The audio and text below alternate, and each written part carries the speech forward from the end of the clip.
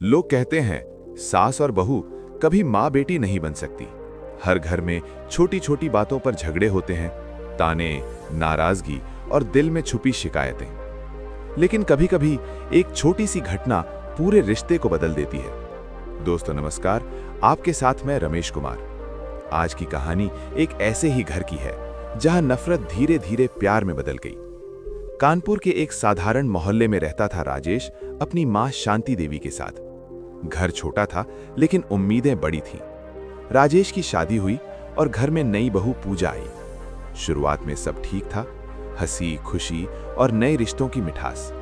लेकिन वक्त के साथ छोटी छोटी बातें बड़ी बनने लगी। एक सुबह पूजा ने अपने तरीके से सब्जी बनाई। उसे लगा शायद मम्मी जी खुश होंगी, लेकिन शांति देवी ने पहला कौर लेते ही कहा, हमारे घर में ऐसा खाना नहीं बनता, पहले सीखो। ये बात छोटी थी लेकिन पूजा के दिल को चुभ गई। उसने कुछ नहीं कहा, बस चुपचाप अपने कमरे में चली गई। दिन गुजरते गए। अब घर में बातें कम और ताने ज्यादा होने लगे। शांति देवी को लगता नई पीढ़ी घर संभालना नहीं जानती और पूजा को लगता उसे कभी अपनाया ही नहीं गया। राजेश ऑफिस में रहता और घर में दूरी धीरे धीरे बढ़ती गई। अब पूजा अक्सर अकेले बैठी रहती, मोबाइल में अपनी मां की तस्वीर देखती और चुपचाप रो लेती। दूसरी तरफ शांति देवी पड़ोस में शिकायत करती, आजकल की बहुएं बस आराम चाहती हैं। एक ही घर में रहते हुए दोनों अजनबी बन चुकी थी। एक सुबह अचानक शांति देवी को चक्कर आया। राजेश ऑफिस जा चुका था। पूजा दौड़ कर आई और बिना सोचे उन्हें संभाला। ऑटो बुलाया और तुरंत अस्पताल ले गई। फॉर्म भरना, दवाइयां लेना सब पूजा ने अकेले संभाला। डॉक्टर ने कहा, ब्लड प्रेशर बहुत हाई है, ध्यान रखना होगा।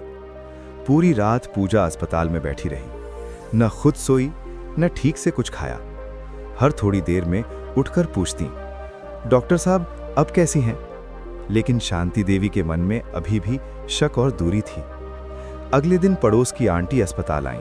उन्होंने कहा, तुम्हारी बहू पूरी रात जागती रही, तुम्हारे लिए रो रही थी। ये सुनते ही शांति देवी की आंखें भर आईं।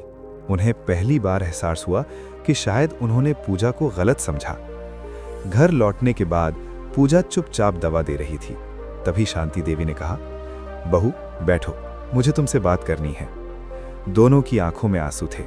शांति देवी बोली, मुझे डर था तुम मुझे अकेला कर दोगी, इसलिए मैं सख्त बन गई। पूजा रोते हुए बोली, मम्मी जी मुझे माँ की कमी थी, मैं चाहती थी आप मुझे बेटी की तरह अपनाओ। उस दिन के बाद घर में छोटी छोटी चीजें बदलने लगी। अब किचन में ताने नहीं, हंसी सुनाई देने लगी।